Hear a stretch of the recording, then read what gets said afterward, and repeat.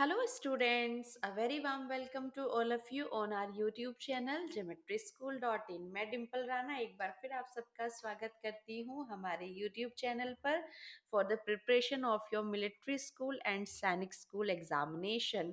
So student, यहाँ पर मैं आपको दे रही हूँ कलेक्शन ऑफ 500 क्वेश्चंस, जो इसमें मैं आज आपके लिए लेके आई हूँ सबसे महत्वपूर्ण प्रश्न का सेट नंबर 12। यहाँ पर मैं आपको फिर से हर चैप्टर से रैंडमली पिक करे हुए इंपॉर्टेंट क्वेश्चन कराऊंगी। तो चलिए स्टार्ट करते हैं आज का वीडियो। जल्दी से अपना पेन पेपर निकाल लीजिए, अपनी आंसर की प्रिपेयर कीजिए और कमेंट सेक्शन में मुझे अपना स्कोर बताइए। बच्चों, आप अगर वीडियो को ध्यान से नहीं देख रहे हैं तो आपको बाद में बहुत प्रॉब्लम होने वाली है, क्योंकि बिल्कुल यही क्वेश्चन आपको वहां देखने को मिलेंगे same as it is language से भी, क्योंकि 500 क्वेश्चंस में से मुझे नहीं लगता कि यहाँ पर एक भी क्वेश्चन इनमें से आपका बाहर आएगा। बिल्कुल एज इट इज होंगे। As it is means topic आपको पता है, टॉपिक का क्वेश्चन का लैंग्वेज ऐसा ही होगा। ऑप्शन वेरी कर सकते हैं, बट अगर आपको कंसेप्ट क्लियर हो रहा है, क्योंकि मैं एक क्वेश्चन की वेराइटीज आपके लिए लेके आती हूँ। तो अगर अभी भी आप सीरियस नहीं है वीडियो को लेके तो सीरियस हो जाइए। अभी ज्यादा सेट्स नहीं हुए हैं, जब कलेक्शंस बहुत ज्यादा हो जाएगा तो आपको समझ नहीं आएगा कौन सा पहले देखे कौन सा छोड़े। तो इससे बेटर है कि अभी भी आप एक बार स्टार्ट कर दे देखना, तो आपको हर क्वेश्चन का लेवल समझ में आ जाएगा, क्योंकि मैं प्रीवियस ईयर भी क्वेश्चन इसी में ही करा रही हूँ, चाहे वो जेएनवीएसटी से हो, मिलिट्री स्कूल से हो या सैनिक स्कूल से हो।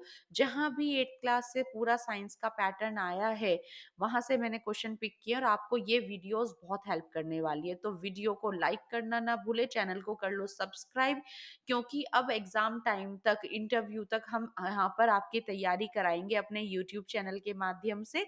तो चलिए स्टार्ट करते हैं, और मुझे कमेंट सेक्शन में अपना स्कोर जरूर बताया करें कि जो मैंने आज 20 क्वेश्चन कराए हैं उसमें से आपने कितना करेक्ट किया है। कोई भी डाउट हो उसके लिए भी आप कमेंट कर सकते हैं। तो चलिए आज का फर्स्ट क्वेश्चन देखते हैं।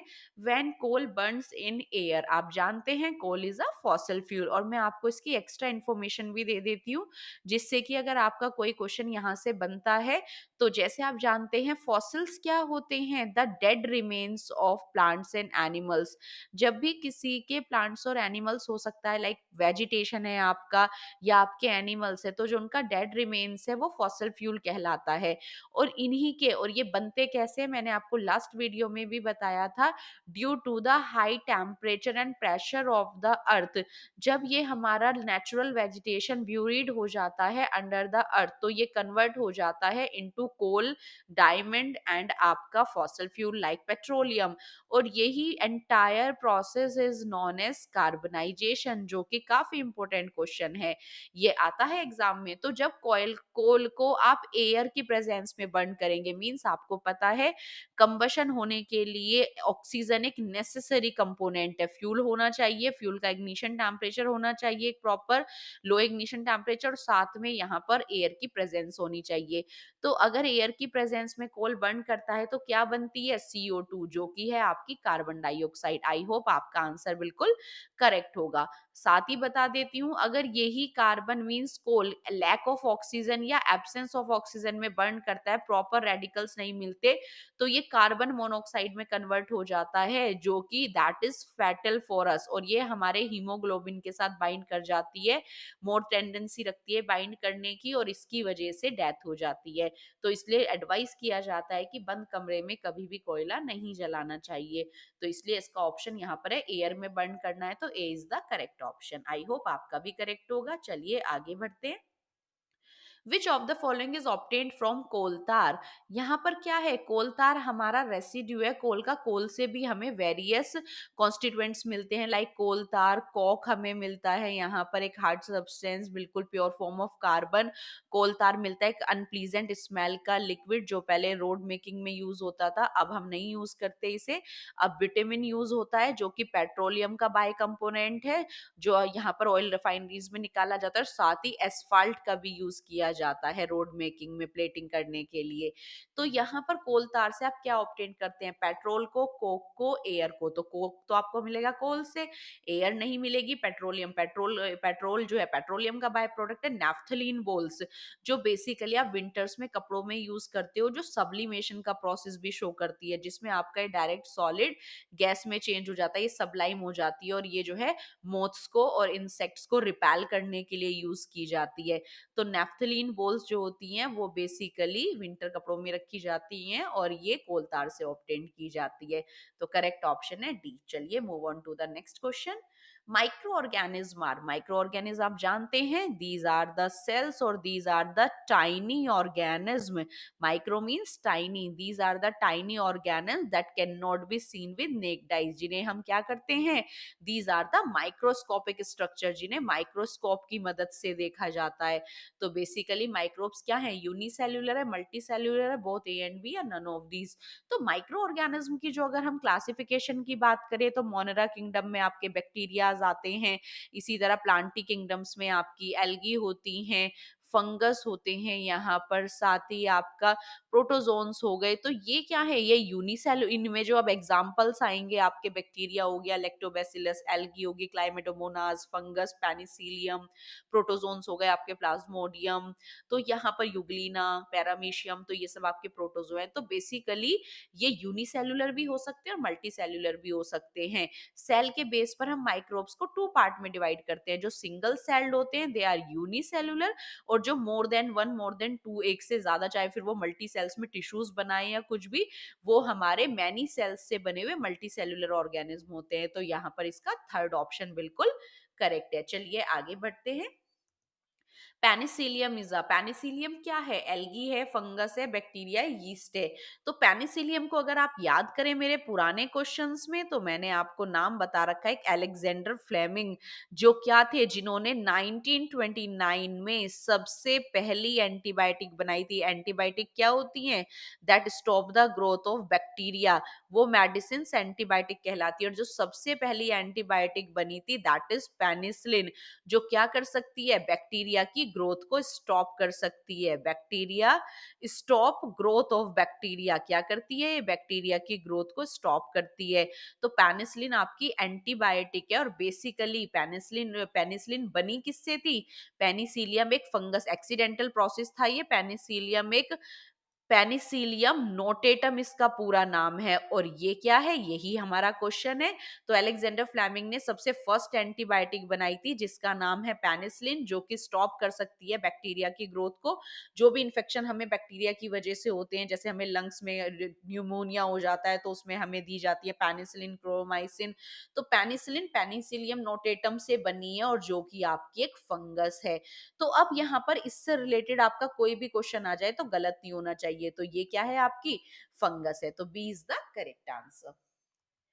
Friction always, so many times I have given this question. Friction क्या करता है, हमेशा help the motion, opposes the motion, both of these या नन ऑफ दीज। तो फ्रिक्शन क्या करता है, फ्रिक्शन एक फोर्स है आपका, कॉन्टेक्ट फोर्स की कैटेगरी में आता है। Basically forces are of two type, contact and non contact force. क्योंकि इसको सरफेस के कॉन्टेक्ट में आकर ये क्या करता है, किसी भी तरह के मोशन को अपोज करता है, और जो मोशन को रोके that is known as frictional force. ये एक नेसेसरी इविल है। ये भी पूछ लिया जाता है कि फ्रिक्शन क्या है, तो फ्रिक्शन ना हो तो अगर आप क्या करें, स्लिपरी, जैसे फ्रिक्शन नहीं होता, आप बनाना के पील पर फिसल जाते हैं, आपके स्लीपर्स के सोल घिस जाते हैं। तो एक नेसेसरी इविल है जो हमारे मोशन को अपोज करता है, जो जरूरी भी है। B is the correct answer.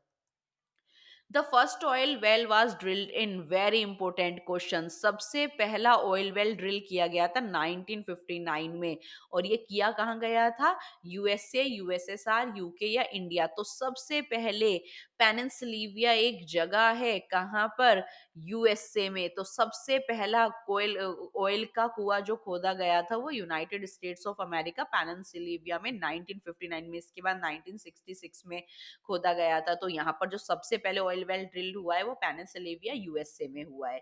तो A is the correct answer. The period of maturity of reproductive organ, हमारी लाइफ में एक पीरियड आता है जब हमारे रिप्रोडक्टिव ऑर्गन्स होते हैं, like in male that is testis, in female that is ovary, जो हार्मोनिकली रेडी हो जाते हैं to produce the sperms, that is the reproductive gamete in male, and ovaries, that production of ova, that is the female gamete। और ये period of maturity जो होता है reproductive organ का, ये क्या कहलाता है? Adolescence period, menstruation, gestation period, या नन ऑफ दीज। तो इसमें करेक्ट आंसर क्या जा रहा है बच्चों? Adolescence age. तो जब बॉयज या गर्ल्स अपनी पुबर्टी एज में आते हैं, रिप्रोडक्टिव डेवलपमेंट होने लगता है, तो वो एडोलसेंस एज कहलाती है। मेंस्ट्रुएशन गर्ल्स में होने वाली पर मंथ की साइकिल है। गेस्टेशन पीरियड वो होता है the period of 9 month when the foetus live inside the mother's uterus, mother के यूट्रस में जब 9 मंथ बेबी स्टे करता है, that is the gestation period. तो इसका करेक्ट आंसर क्या है? एडोलसेंस पीरियड कहलाता है लाइफ का ये पार्ट, टीनेजर्स में जो होता है। The number of chromosomes are present in human cell, अगर हम यहाँ पर ह्यूमन सेल की क्रोमोसोम्स की बात करें तो पेयर्स में बात हो रही है। तो जो हमारे पेयर्स होते हैं, लाइक स्पर्म में जो यहाँ पर एक सेल है हमारी सिंगल सेल, इसी तरह फीमेल में ओवा जो है, लाइक दिस। और फीमेल में जो ओवा है, बेसिकली इन्हीं के फ्यूजन से हमारी डिप्लॉइड सेल बनती है, इसी से कंप्लीट ह्यूमन बनता है, जिसको जो जाइगोट से लाइफ साइकिल स्टार्ट होती है। तो यहाँ पर हमारा कितना पेयर ऑफ क्रोमोसोम्स होता है ये हमें बताना है।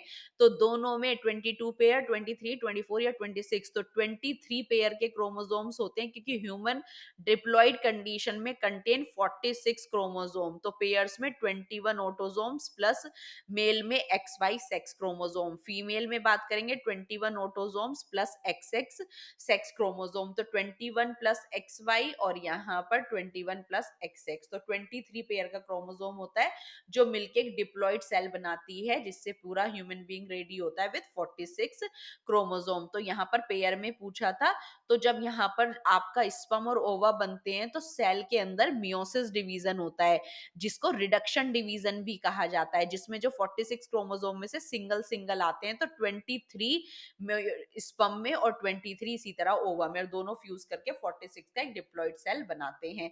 तो B is the correct answer. चलिए आगे बढ़ते हैं, next question. A synthetic fibre which work like a wool, आपको पता है वूल हमारा क्या है? It is a natural fibre. Natural fibre क्या होते हैं?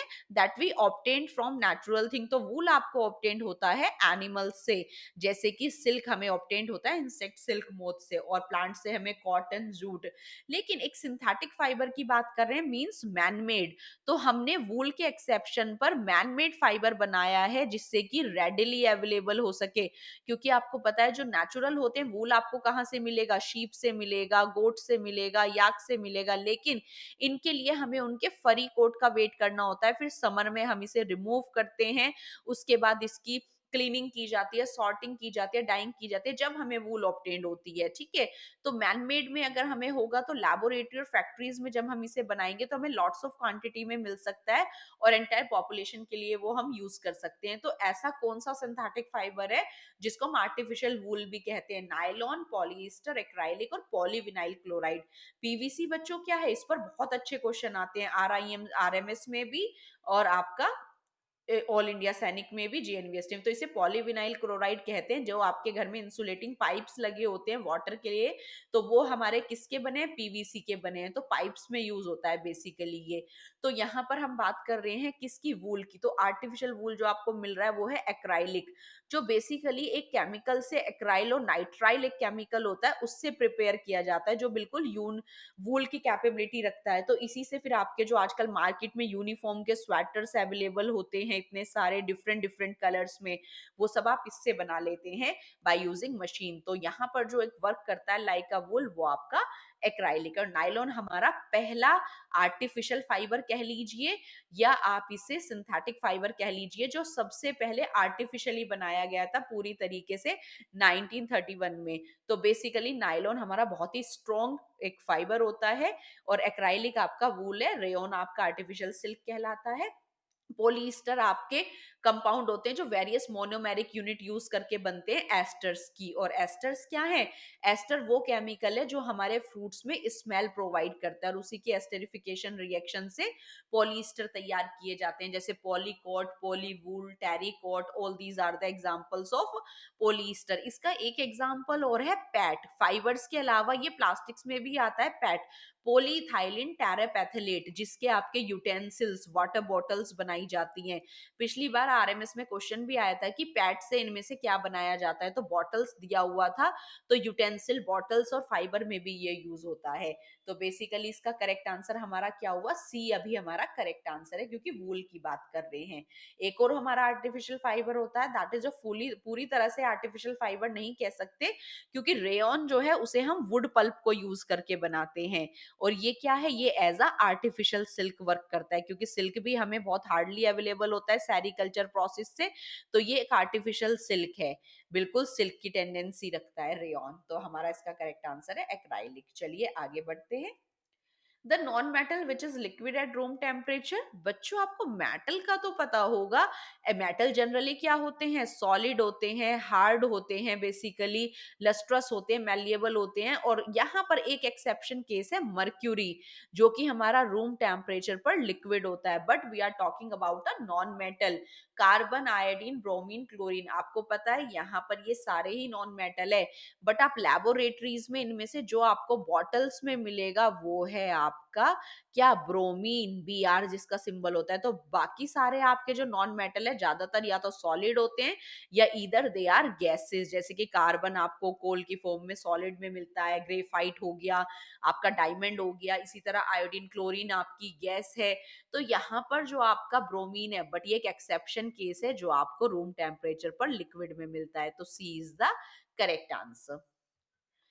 Flow of electron is called dash, electroplating, electrocurrent, electrodes या इलेक्ट्रोलाइट। तो बेसिकली जब भी किसी इलेक्ट्रिक कंडक्शन में या कंडक्टर्स होते हैं आपके मेटल्स, जहां पर आपका इलेक्ट्रिक चार्ज का, इलेक्ट्रॉन्स का फ्लो हो सकता हो, और इलेक्ट्रॉन के फ्लो क्या करते हैं? करंट जनरेट करते हैं। तो बेसिकली फ्लो ऑफ इलेक्ट्रॉन को ही हम इलेक्ट्रिक करंट बोलते हैं, कि वायर में जब करंट आ रहा है तो इट मीन्स इलेक्ट्रॉन्स का फ्लो हो रहा है। तो B is the correct answer. चलिए move on to the next question. बच्चों बिफोर दैट, अगर आप तैयारी करना चाहते हैं ज्योमेट्री डिफेंस एकेडमी के साथ, तो आप हमारे अपकमिंग ईयर के लिए हॉस्टल फैसिलिटी को ज्वाइन कर सकते हैं, जिसमें हम आपकी कराएंगे full proof preparation for any of the exam. Like you can prepare for JNUST 6 and 9 both, like all India Sainik school entrance exam 6 and 9 both, RMS में 6 and 9 दोनों में आपके लिए एडमिशन होगा। साथ ही आपका विद्या ज्ञान 6 के लिए आप प्रिपेयर कर सकते हैं, RIMC 8 क्लास के लिए आप प्रिपेयर कर सकते हैं। तो यहाँ पर हम आपकी प्रॉपर तैयारी कराते हैं by giving class 8 AM to 5 PM daily. Every Sunday there is a महा मॉक, और एवरी डे होते हैं मिनी मॉक। जितना कवर करेंगे उतना डेली आपका टेस्ट होता है। तो मेन थिंग ये है कि एडमिशन स्टार्ट हो गए हैं, but seats are very limited, only 100 seats are there, enrolment start हो चुके हैं। तो सबसे बेस्ट है कि आप एक बार हॉस्टल को विजिट करें, जो कि हमारा बागपत में है, दिल्ली से 50 kilometres away in Uttar Pradesh. और यहाँ पर क्लासेस हम स्टार्ट कर देंगे 1 मार्च से, क्योंकि उससे पहले प्रीवियस सेशन के इंटरव्यू तक सारा फिनिश हो जाएगा, और 1 मार्च से आपकी प्रॉपर क्लासेस स्टार्ट हो जाएंगी। अगर किसी भी तरह का डाउट है तो आप 7088827111 पर कॉल करके हॉस्टल के बारे में जानकारी ले सकते हैं। फी चार्जेस क्या है, रिफ्रेशमेंट किस तरह का है, मैस, आप आकर एक बार विजिट जरूर करें, क्योंकि हम यहाँ पर सिलेक्शन 100% करते हैं। अगर आप अपने बच्चे के साथ आएंगे या आप खुद आएंगे, तो यहाँ पर आप स्टूडेंट देखेंगे कि एक छोटा सा एंट्रेंस टेस्ट आप क्वालिफाई करें, जिससे कि आपको क्लियर हो जाए कि अभी आप कहाँ स्टैंड कर रहे हैं और आपको कितनी प्रिपरेशन की नीड है। तो चलिए आगे बढ़ते हैं। इलेक्ट्रोप्लेटिंग प्रिवेंट, इलेक्ट्रोप्लेटिंग क्या प्रिवेंट करती है? बेसिकली इलेक्ट्रोप्लेटिंग क्या है? इलेक्ट्रोप्लेटिंग एक प्रोसेस है जिसमें आप एक डिजायर्ड मेटल की कवरिंग करते हो to protect it from corrosion, rusting. तो बेसिकली इलेक्ट्रोप्लेटिंग क्या करेगी? करंट को प्रिवेंट करेगी, केमिकल इफेक्ट को, या रस्टिंग को, या ऑल। तो बेसिकली जैसे आपका आयरन होता है और आयरन के ब्रिजेस के ऊपर आप जिंक की प्लेटिंग कर देते हैं, तो ये क्या कहलाता है? इलेक्ट्रोप्लेटिंग। तो यहाँ पर ये हमें रस्टिंग से प्रोवाइड करेगा उसको, और वो उसकी लाइफ बढ़ जाएगी। चलिए आगे देखते हैं। Distilled water is a poor conductor, good conductor, both A and B, या नन। तो बेसिकली किसी भी लिक्विड को एक इलेक्ट्रोलाइट होना जरूरी है जिससे कि वो अपने आयंस को डिसोसिएट कर सके, और जब आयंस डिसोसिएट होंगे, फ्लो ऑफ इलेक्ट्रॉन्स होगा, तभी वो क्या करेगा, करंट जनरेट करेगा। तो यहाँ पर अगर हम डिस्टिल्ड वाटर की बात करें तो ये वाटर का बिल्कुल प्योर फॉर्म है जिसमें से सारे आयंस को निकाल लिया जाता है, नो इम्प्योरिटीज इज देयर। तो ये गुड कंडक्टर नहीं, पुअर कंडक्टर हो जाता है, क्योंकि आयंस का फ्लो ही नहीं हो पाता और डिस्टिल्ड वाटर से करंट फ्लो नहीं करता।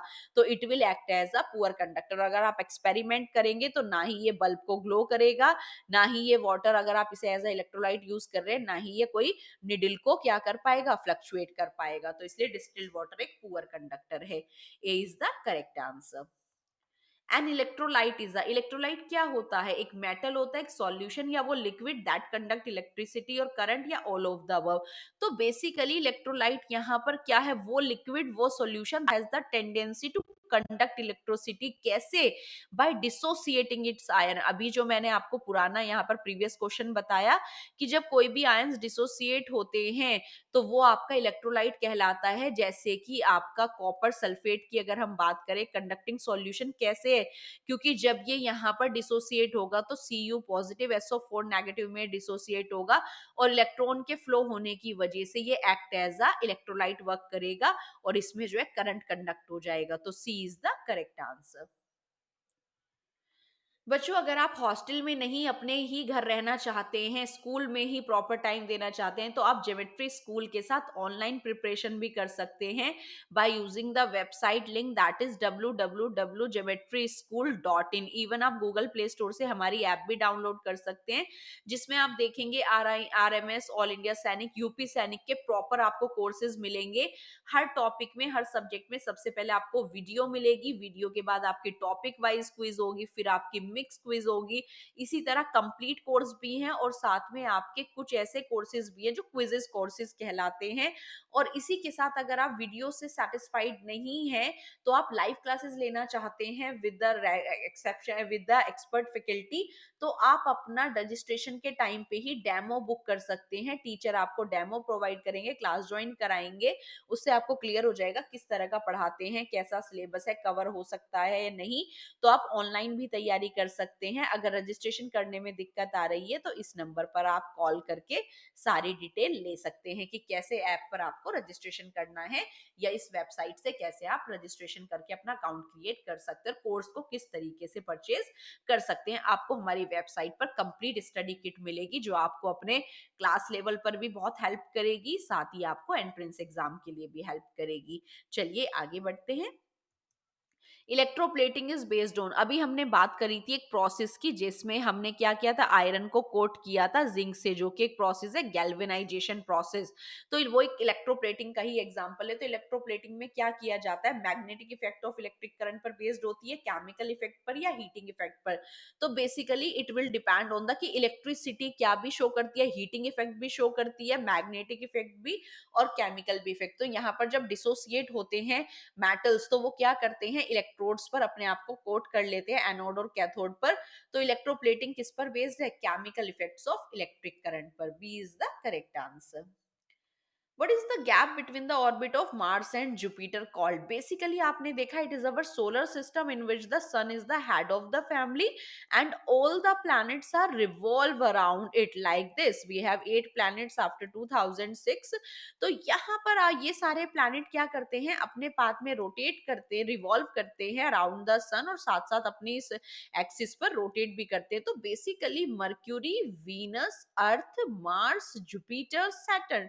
तो यहाँ पर आपसे पूछा जा रहा है कि मार्स और जुपिटर के बीच में कुछ गैप है, इस ऑर्बिट को किस गैप ने फिल किया हुआ है, एस्टेरॉइड्स, कॉमेट्स, मेटियोर या मेटेरॉइड। तो बेसिकली माना जाता है कि जो इसके बीच में यहाँ पर आपको एक डस्ट पार्टिकल्स की, रॉक पार्टिकल्स की एक बेल्ट मिलती है, और उस बेल्ट को हम एस्टेरॉइड बेल्ट कहते हैं। तो एस्टेरॉइड्स है क्या, माना जाता है कि जब यूनिवर्स का फॉर्मेशन था, सोलर सिस्टम का फॉर्मेशन हुआ था, तो कुछ प्लांट्स के रेसिड्यूज बच गए थे, रिमेंट्स बच गए थे, जो यहाँ पर एज ज्यादा शॉर्ट प्लैनेट घूमते हैं उसी बेल्ट को कहा जाता है आपके एस्टेरॉइड्स। तो ये ना ही कॉमेट्स है ना ही मेटियोर्स, ये कॉमेट्स की तरह होते हैं बट ये शाइन भी नहीं करते क्योंकि प्लैनेट्स का पार्ट माना जाता है कि उनका रिमेनिंग पार्ट है रॉक से बने हुए, तो ये एस्टेरॉइड है। और इस और ये मार्स और जुपिटर के बीच में ही प्रेजेंट है।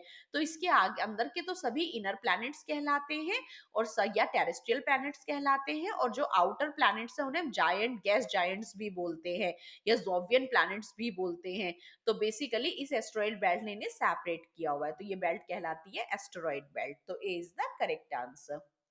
Large amplitude of sound vibration will produce, very important question. मैंने आपको साउंड चैप्टर के प्रीवियस वीडियो में बहुत सारे क्वेश्चन कराए थे और आपको बताया था कि जब भी बीम अपने मीन पाथ से चलती है पैरेलल टू देयर डिस्टेंस, तो यहाँ पर जितना ज्यादा वेव का एम्पलीट्यूड होगा the louder will be the sound. और मैंने आपको सारे रिलेशन बताए थे कि जितना ज्यादा वेव का एम्पलीट्यूड होगा उतनी ही साउंड क्या होगी, लाउड होगी। तो ये क्या करती है, लाउडनेस बढ़ाती है, श्रीकनेस बढ़ती है नंबर ऑफ ऑसिलेशन से।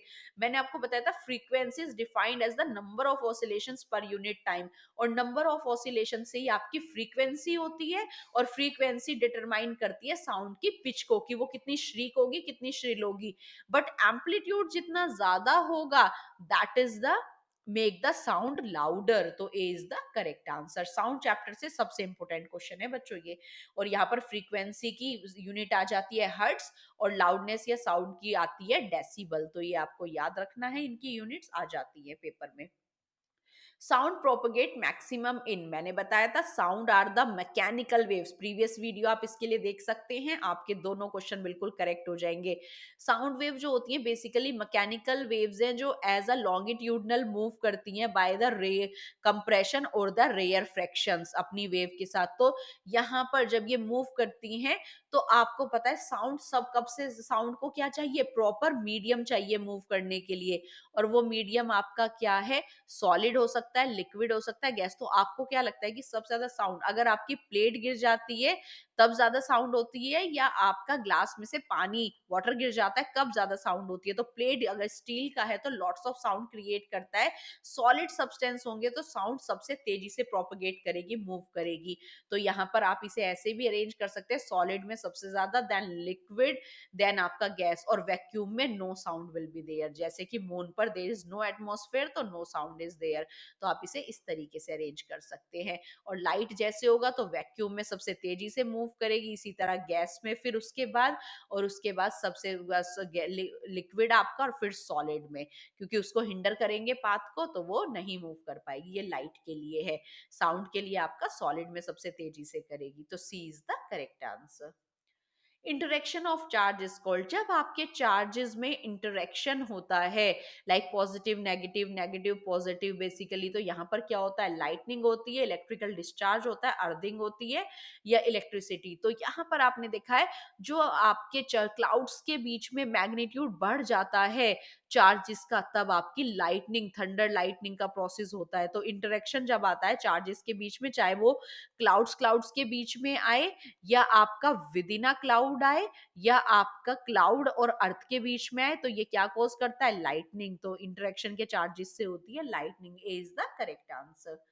The charge acquired by glass rod when it is rubbed with silk, जब आप ग्लास रोड को क्या करते हैं, यहाँ पर रब करते हैं सिल्क के कपड़े के साथ, तो बेसिकली यहाँ पर ये क्या कर लेता है, glass rod acquire, positive negative.